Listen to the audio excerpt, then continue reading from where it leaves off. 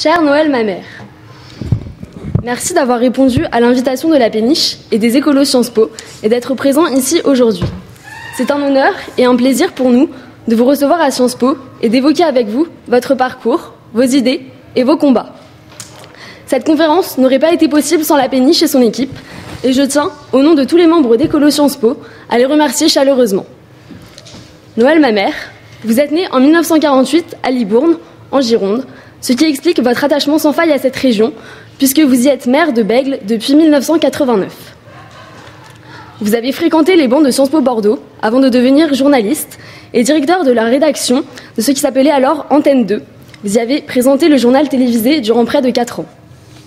Vous avez ensuite intégré les Verts et êtes devenu un élu local.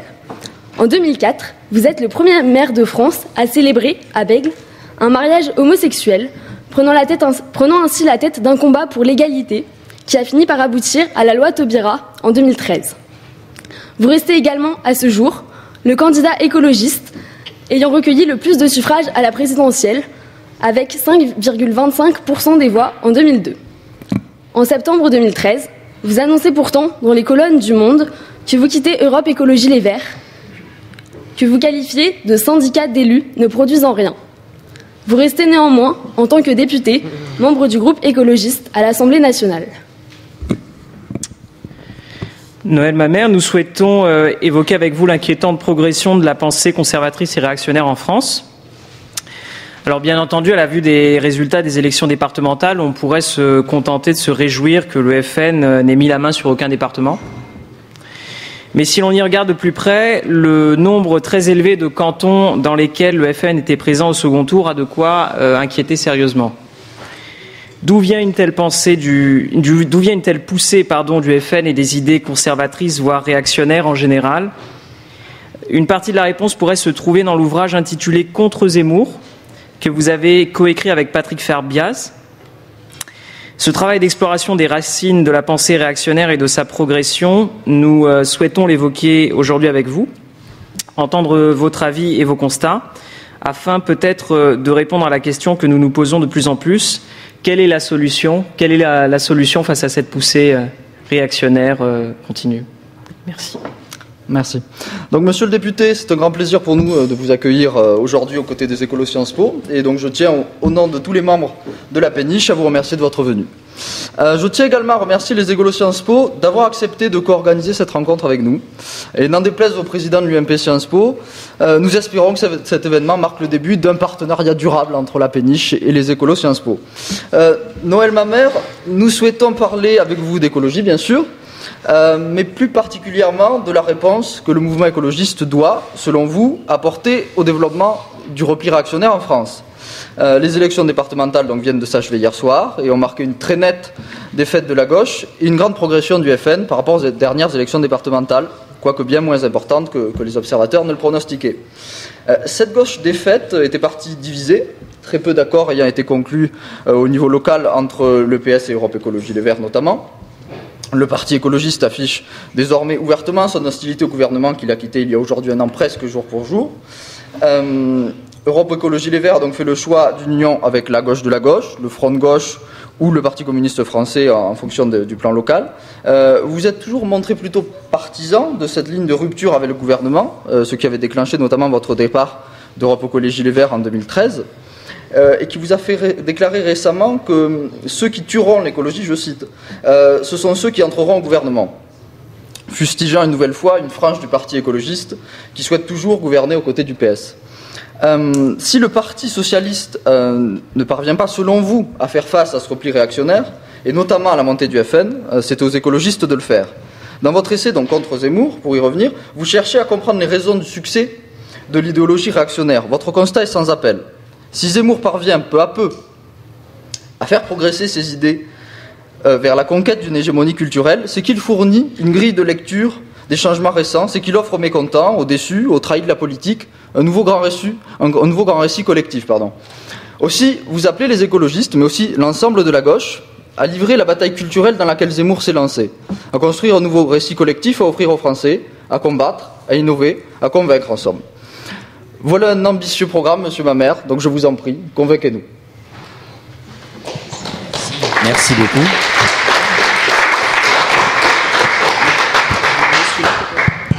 Ça marche très bien. Merci beaucoup pour cette présentation à la fois, pour les questions que vous m'avez posées et auxquelles je vais essayer de répondre. Elles sont finalement très complètes et il faudrait sans doute plus de l'heure que nous allons partager pour que je puisse être en mesure, non pas de vous convaincre, j'espère que vous êtes convaincus de la nécessité de changer de logiciel politique dans notre pays, mais en même temps de vous convaincre de l'utilité de l'écologie politique comme instrument de transformation de la société et de lutte contre les inégalités.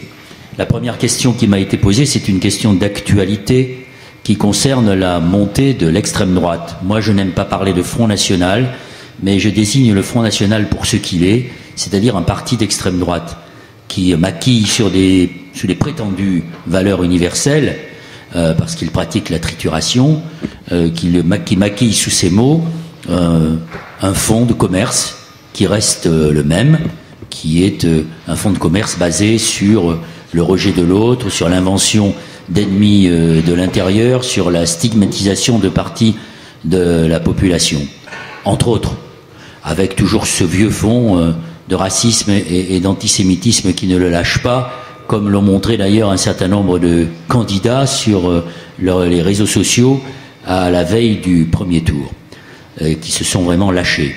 Donc, aujourd'hui, l'extrême droite n'est pas simplement aux marges de la société, contrairement à ce que disent certains analystes, géographes ou sociologues, ou certains journalistes.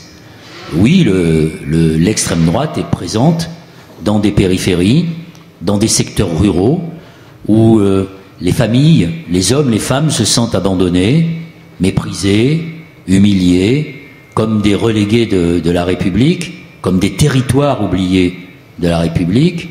Mais l'extrême droite est sortie de ce périmètre de l'exclusion.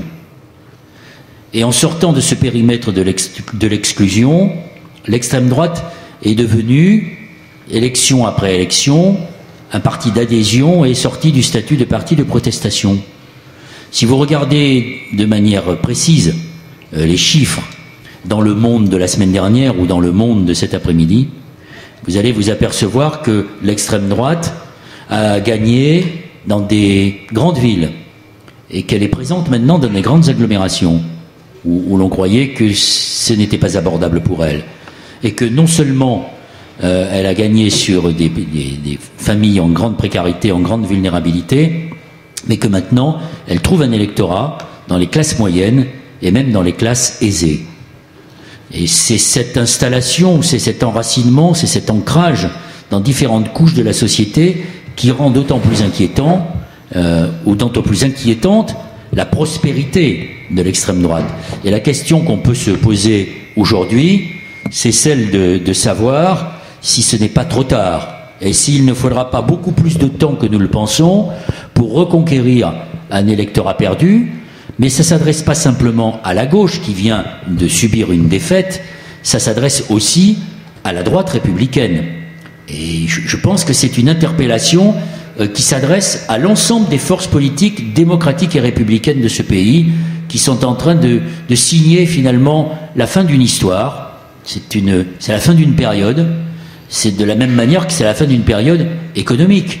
Vous entendez parler le président de la République, le Premier ministre, mais la plupart des responsables politiques de droite et de gauche, de la croissance. Il ne se passe pas un jour sans que l'on invoque comme un Graal le retour à la croissance. Or, nous savons, tous les experts vous le disent, et pas les politiques, mais les experts économiques, que la croissance des 30 glorieuses ne reviendra pas, que nous sommes dans une faillite, non pas une faillite de la croissance, mais dans un ralentissement de la croissance qui est structurel. Donc il faut faire avec et assurer, comme le disent certains auteurs écologistes, assurer ce que l'on appelle la prospérité sans croissance. C'est possible, parce que ça dépend le sens, ça dépend le contenu que l'on donne à la notion de croissance. Et c'est d'ailleurs un des sujets culturels, c'est un des sujets qui fait la différence et le conflit entre les écologistes et une grande partie de la gauche. Vous allez dire, j'ai l'esprit de l'escalier, mais je continue sur l'escalier. La gauche, socialiste, communiste, s'est construite dans la société industrielle et dans une certaine conception du progrès. Je me souviens que lorsque j'étais étudiant à Sciences Po à Bordeaux, j'avais pour professeur quelqu'un qui a beaucoup compté dans ma vie intellectuelle et dans mon engagement, et j'espère que vous le connaissez aussi à Sciences Po Bordeaux, parce qu'il est connu dans toutes les universités américaines bien avant de trouver un écho dans notre pays. Il s'appelle Jacques Ellul. Et Ellul m'avait posé la question dans un petit oral, puisqu'on passait les petits oraux à l'époque, je ne sais pas si ça existe toujours, et la question c'était l'idée de progrès chez Marx. Et donc cette idée de progrès, elle n'est pas simplement l'apanage du libéralisme ou de la droite. C'est aussi une idée qui appartient à l'histoire de la gauche, qui s'est construite donc dans les conquêtes sociales, mais aussi dans cette notion de progrès industriel. Or, les écologistes sont nés, disons, après 68, c'est-à-dire dans la critique de la société industrielle. Si vous allez à la bibliothèque de Sciences Po, vous retrouverez un livre de la CFDT, à l'époque où elle réfléchissait beaucoup, qui a été signé dans les années 70, qui s'appelait « Les dégâts du progrès ». Et donc, la famille, la philosophie de l'écologie, héritée d'auteurs comme André Gortz ou Ivan Illich ou Bernard Charbonneau ou Jacques Ellul, c'est une philosophie qui s'inscrit dans une conception critique du progrès tel qu'il est prôné par ce que l'on appelle, nous, dans notre jargon, la gauche productiviste. Et donc, cette gauche, elle a toujours défendu une certaine conception de la croissance qui est très quantitative, au point que l'on compte dans la richesse d'un pays ce que l'on va dépenser pour réparer les dégâts, par exemple, de l'Exxon Valdez en 1989, mais ça c'était au large de l'Alaska, ou du Torrey Canyon, ou de l'Erika, lorsqu'il s'est échoué et qu'il a provoqué une marée noire. Donc nous sommes plus proches des conceptions du développement et de la croissance telles que défendues par le prix Nobel Amartya Sen que dans la grande tradition des économistes et de l'économie qui donne un contenu quantitatif à la croissance. Et parce qu'il y a cette différence de conception, c'est une différence de conception, c'est culturel. Or ça ne s'est pas vu pendant longtemps. Mais aujourd'hui que les écologistes sont présents dans les étages de la démocratie, de la mairie jusqu'au gouvernement, enfin, c'était jusqu'au gouvernement, du sol presque au plafond, eh bien ce qui était une différence culturelle, ce qui était un problème culturel, devient un problème politique. Parce que nous avons toujours beaucoup de difficultés à faire comprendre à nos partenaires de la gauche, toutes composantes réunies, la nécessité, ou en tout cas l'importance de la problématique de l'écologie, conçue comme un outil qui ne prétend pas d'ailleurs être le seul, mais comme un outil adapté à ce qu'est la société aujourd'hui, une société mondialisée, une société ouverte, une société d'échange, mais une société dans laquelle on a trouvé un certain nombre de limites au développement industriel, et notamment toutes les conséquences et dégâts collatéraux liés par exemple aux délocalisations. Et donc, c'est là que nous avons effectivement un problème avec la gauche qui se retrouve dans les divisions que l'on peut avoir. Je reviens donc à l'extrême droite. Je pense que, et effectivement, avec Patrick Farbiaz dans notre bouquin contre Zemmour, mais on l'avait développé dans d'autres bouquins, je pense en particulier à un livre qui s'appelle Ma République et à un autre qui s'appelle La fracture humaine, nous avons essayé d'étudier comment cette extrême droite n'est que l'aboutissement d'un travail qui a commencé au lendemain de mai 68. Il a commencé même en mai 68, très exactement le 6 mai 68, lorsqu'Alain de Benoît a créé le GRES, le groupe de recherche et d'études sur la culture européenne. Et il s'est inspiré de Gramsci, du philosophe Gramsci, que vous connaissez, philosophe marxiste, lequel Gramsci défendait l'idée de l'hégémonie culturelle. C'est-à-dire que pour lui, une formation politique ne pouvait trouver sa place dans la société et trouver une majorité que lorsqu'elle avait mené un travail d'hégémonie culturelle. Et c'est tout le travail, c'est tout le pari que Alain de Benoît a fait après le GRES, qui rassemblait un certain nombre d'intellectuels de la droite et de l'extrême droite. il y a eu le club de l'horloge, il y a eu le club 89 qu'a présidé Alain Juppé, et petit à petit, si vous voulez, cette infusion des idées prônées par le Grèce et le club de l'horloge a gagné la droite. Et a gagné la droite, d'autant plus qu'il s'est trouvé un opportuniste en 2007, l'ancien président de la République, qui, voyant le danger de l'extrême droite, a saisi cette opportunité pour mettre en musique, en quelque sorte, les idées prônées par le Grèce et par le club de l'horloge et par toute cette mouvance. Et il est allé braconner sur les thèmes de l'extrême droite, sur les terres de l'extrême droite, en récupérant un certain nombre de ces slogans. Et c'est ainsi que, étrangement, j'allais dire de manière absolument accablante et effrayante, en 2007, un gouvernement de la République française a été capable d'instituer un ministère de l'identité nationale et de l'immigration. Donc c'est joindre ces deux idées. C'est donc développer cette idée que Finkielkraut résume par son livre L'identité malheureuse, c'est-à-dire donner une conception rétrécie à l'identité, une conception d'identité de repli, alors que les écologistes qui sont inspirés, les écologistes, c'est pas simplement la défense des petits oiseaux et des fleurs. Les écologistes, c'est toute une philosophie de la contre-culture américaine. C'est à la fois c'est Woodstock, c'est les combats c'est par exemple le combat. J'ai revu hier soir avec plaisir à la télé le film de Gus Van Sant sur Harvey Milk. C'est le combat pour l'égalité des droits. Mais c'est aussi le combat contre les grands lobbies.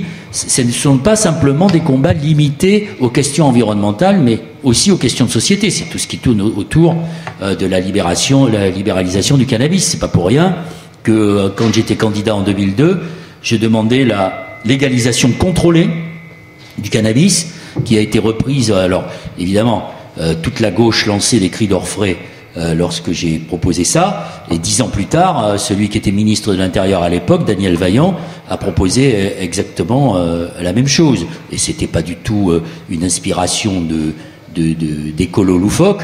Vous avez un excellent juriste qui a d'ailleurs écrit un que sais-je sur ce sujet, qui s'appelle Caballero, et vous pouvez le trouver vous pouvez trouver son que sais-je à la bibliothèque. Il s'appelle Francis Caballero.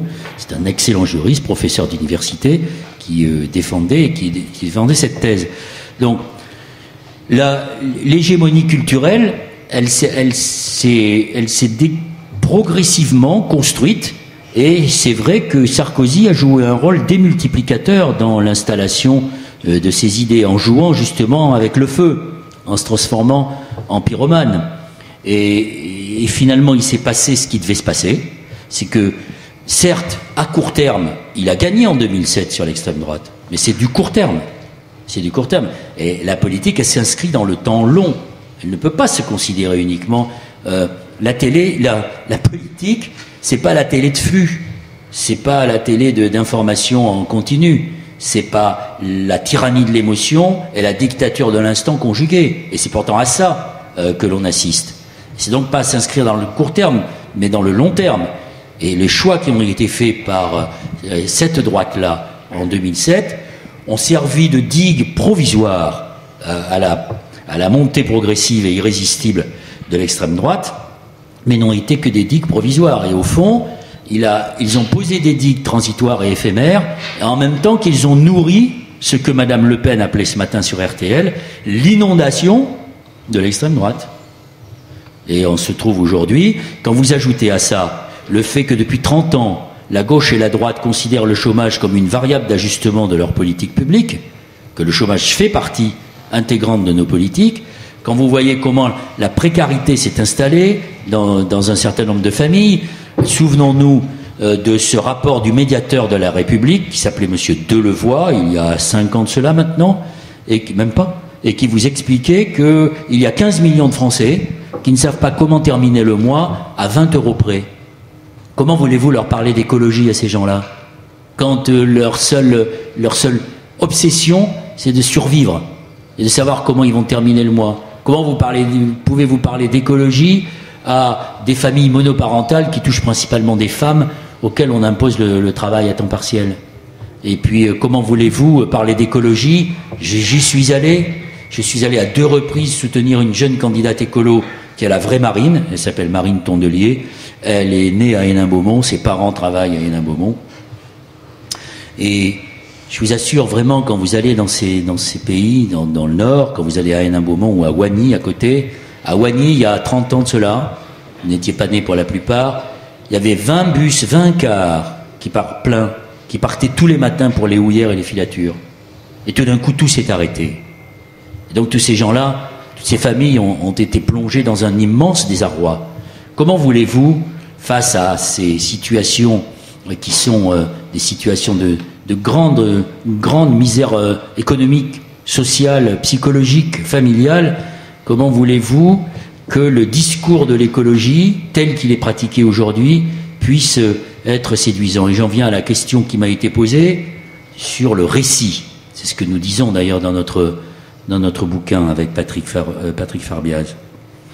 La gauche et la droite, évidemment, et c'est d'ailleurs l'une des leçons à tirer de ce qui vient de se passer ce dimanche. Oui, l'abstention est très forte. Le seul vainqueur, c'est en effet l'extrême droite. Mais vous voyez bien que la gauche et la droite sont comme le roi nu. Ils sont incapables de produire un récit qui soit un récit mobilisateur. Et donc c'est à ça qu'il faut travailler. Et l'écologie doit pouvoir jouer un rôle dans la construction de ce récit et dans les arguments de ce récit. Je pense qu'aujourd'hui, moi je suis atterré quand je vois que le seul spectacle que l'écologie politique donne aujourd'hui à la France, c'est celui de savoir si mes copains et copines vont aller au gouvernement ou ne pas y aller. Et je trouve que c'est accablant. Je trouve que c'est accablant et que l'écologie mérite mieux que ça. Parce que jamais, depuis des décennies, nous n'avons vécu une conjonction aussi forte entre la crise écologique et la crise sociale. Donc on ne peut pas résoudre ce problème uniquement par des incantations, uniquement par des manipulations comme y procède Sarkozy, ou uniquement par des coups de menton et des formes de bonapartisme comme le fait Valls. Et en disant on s'est reçu 2 gigantesques baffes, eh bien puisqu'on s'est reçu 2 baffes, on ne change pas une équipe qui perd, donc on ne change rien. Et traiter l'écologie comme une force secondaire, comme si elle avait vocation à faire tapisserie dans un gouvernement ou dans une majorité, ou à jouer les utilités au moment où il y a des élections. Mais quand on regarde combien les renoncements de ce gouvernement sur un certain nombre de sujets, les renoncements devant des grands lobbies, ça a quand même commencé quelques semaines après la prise de fonction du président de la République, avec Madame Nicole Bricq, qui était ministre de l'écologie, et qui a été remerciée parce qu'elle ne voulait pas céder devant le lobby pétrolier qui souhaitait mener des explorations d'hydrocarbures au large de la Guyane.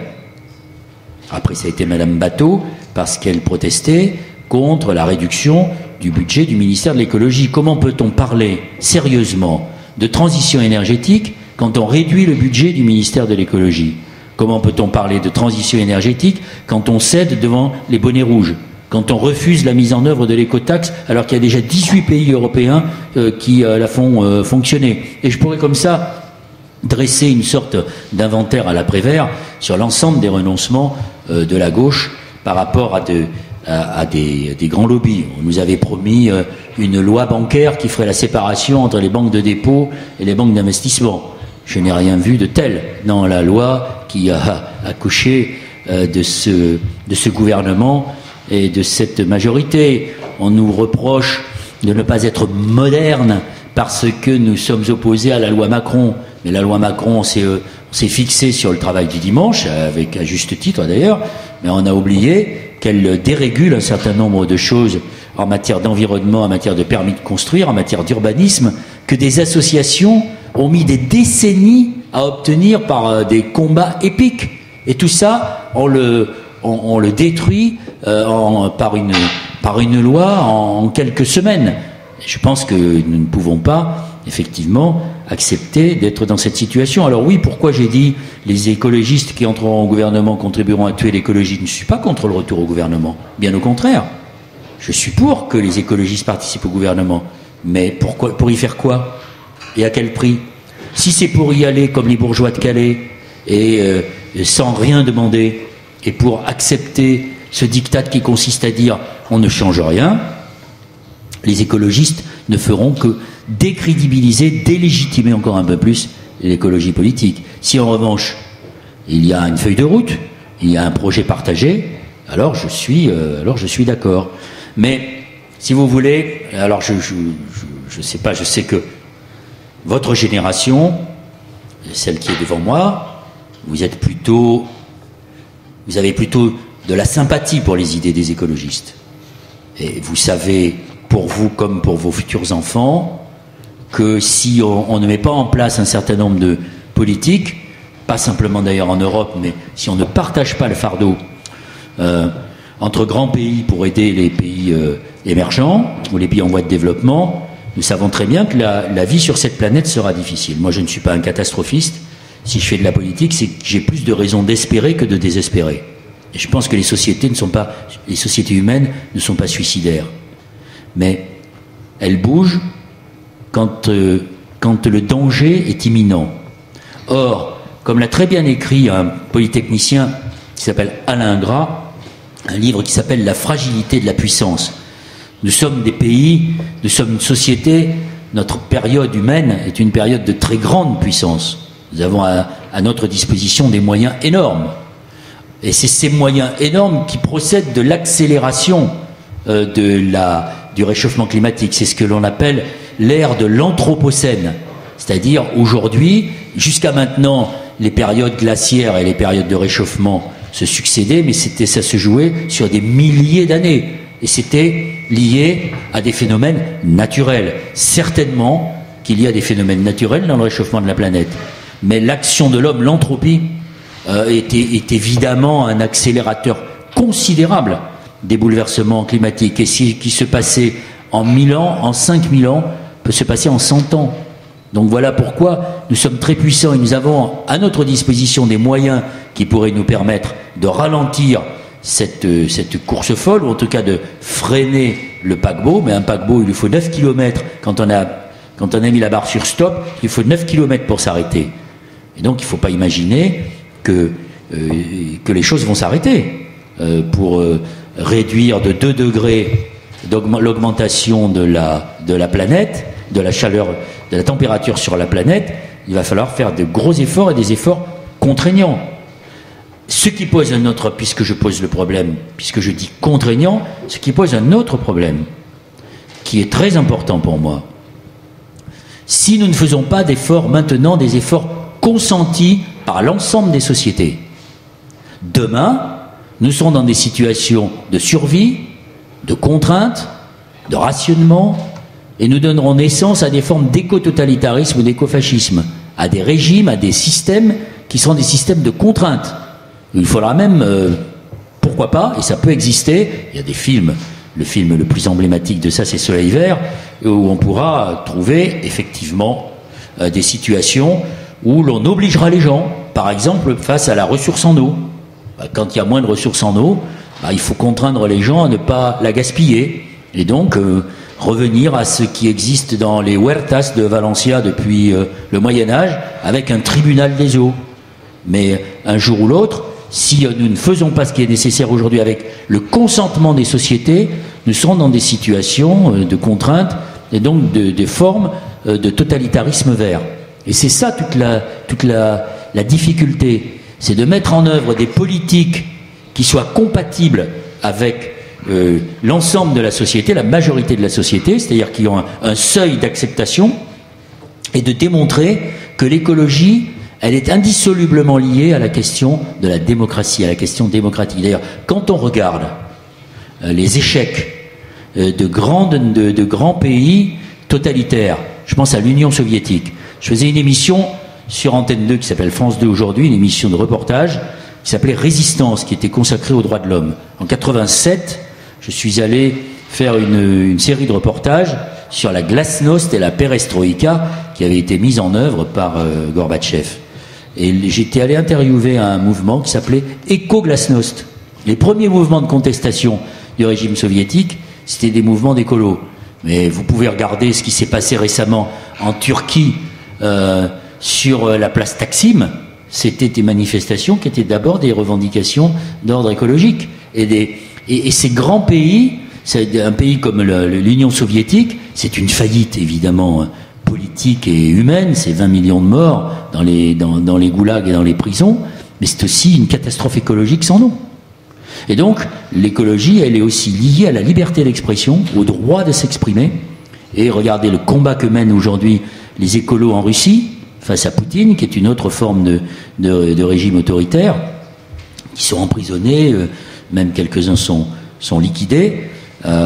L'écologie, c'est une revendication démocratique et c'est lié à l'expression démocratique. C'est à ça qu'il faut vraiment s'attacher et se dire qu'on ne fera avancer nos sociétés que s'il y a une forme de consensus démocratique sur ce que nous voulons. Et c'est ça qu'il faut, c'est cet équilibre-là qu'il faut trouver.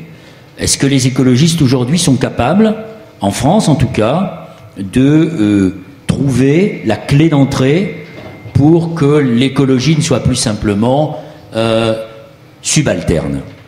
Je pense que non. Je pense que non. On assiste à une forme de paradoxe où ma génération, celle de Dany, celle de Wechter, celle de Voynet, de quelques autres, nous étions électoralement, nous n'existions pas. Nous ne pesions rien. Rien. Mais nos idées, mais nous avons fait entrer nos idées dans la société. Nous avons infusé la société française. Et aujourd'hui, paradoxalement, nous sommes lisibles électoralement, mais nous sommes illisibles politiquement. Et donc, moi, ce que je dis, c'est qu'il faut repolitiser l'écologie. Et repolitiser l'écologie, c'est pas sa question de savoir si on va au gouvernement ou pas. C'est donner, c'est offrir un récit, c'est donner un sens, et c'est expliquer et expliquer encore que l'écologie, à travers un certain nombre de propositions qu'on peut formuler, c'est un outil pour lutter contre les inégalités, c'est un outil d'émancipation, c'est un outil de facilitation démocratique. Quand vous regardez autour de vous, vous voyez bien que un peu partout en France et en Europe, il y a des milliers de petites initiatives qui fleurissent, de gens qui s'organisent, qui se mutualisent, qui s'entraident, qui créent des coopératives, qui créent des modes, qui cherchent des voies pour sortir du modèle dans lequel on voudrait nous faire rester, qui est un modèle de production, un modèle de consommation et un mode de vie qui évidemment écrase les plus faibles et ne fait que servir une toute petite partie de la planète. Pour terminer, parce qu'il ne faut pas rester les yeux braqués sur son territoire, il y a un vieux slogan que nous utilisions il y a quelques années qui consistait à dire « de la planète au canton, les problèmes sont les mêmes ». Nous avons un nouveau slogan depuis qui s'appelle « Nous n'avons qu'un seul monde ». Ça veut dire que si nous n'avons qu'un seul monde, nous devons être solidaires. Donc c'est toute la question qui tourne autour, de cette nouvelle, de cette idée qui n'est pas nouvelle, mais peut-être pour vous, la question de la justice climatique. Nous disons avec des groupes comme Alternativa que c'est pas le climat qu'il faut changer, mais les sociétés. Et c'est vrai que la question de la justice climatique, elle est très importante. On ne va pas demander à des pays dans lesquels on a pratiqué l'esclavage, des pays dans lesquels ensuite on a exploité impunément les ressources que l'on a exploitées, des pays dont on a fait venir les populations en France pour contribuer à la richesse de notre pays, des pays qu'on a vidés, des pays que l'on a saignés. Est-ce que ces pays-là, il faut leur demander les mêmes efforts qu'à nous, ou est-ce qu'au contraire, il ne faut pas s'engager dans une logique de justice climatique et de réparation de ces déséquilibres? C'est ça le mouvement pour la justice climatique. Mais c'est pas le mouvement pour la justice climatique, ou la justice environnementale. Ça s'applique pas simplement aux relations entre les pays du Nord et les pays du Sud. Je vous donne un exemple. Aux États-Unis est né dans les années 80 un mouvement qui s'appelle le mouvement pour la justice environnementale. Et où est-il né, ce mouvement? Il est né dans ce qu'on appelle l'allée du cancer, entre New Orleans et Baton Rouge, là où il y a à peu près 250 km bordés d'usines chimiques. Et pourquoi a-t-on installé ces usines chimiques à cet endroit? C'est là où il y a des Noirs et des Native Americans, des Indiens. Et donc, ce mouvement pour la justice environnementale, il est né de la conjonction entre ceux qui se battaient pour la défense de l'environnement et les droits des minorités. Et c'est devenu le mouvement pour la justice environnementale, constatant que ce sont souvent, mais alors il n'y a pas besoin d'aller en Amérique, hein, vous allez dans la banlieue est, à la périphérie est, et vous apercevrez qu'il y a des gens qui sont victimes de la double peine, que ceux qui sont victimes d'injustice sociale sont en général les premières victimes d'injustice environnementale. Allez à l'hôpital Robert Debré et regardez quels sont les taux d'asthme et d'un certain nombre de pathologies liées à la pollution, parce que les barres d'immeubles sont au plus près des autoroutes et des bagnoles. Donc voilà, la question de l'écologie, j'ai essayé de faire un petit tour pour vous expliquer que c'est lié à la question des droits humains, à la question de la condition sociale, à la question de l'égalité des droits, à la question de l'équilibre entre le nord et le sud, c'est-à-dire aux questions de justice, et c'est lié aussi à la question de la démocratie. Donc derrière l'écologie, qui en apparence sent que la chlorophylle, se pose beaucoup d'autres. L'écologie pose beaucoup d'autres questions que la seule préservation des arbres. Et donc je pense que c'est une philosophie qui n'est pas bien comprise encore. C'est le cri primal, hein, elle est née dans les années 68 au regard de l'histoire, c'est rien du tout. Mais il faut que nous nous battions et que vos générations se battent pour faire comprendre que sans l'outil de l'écologie, les sociétés auront beaucoup de mal à se sortir de sorte d'enfer dans lequel elles se trouvent aujourd'hui. Voilà.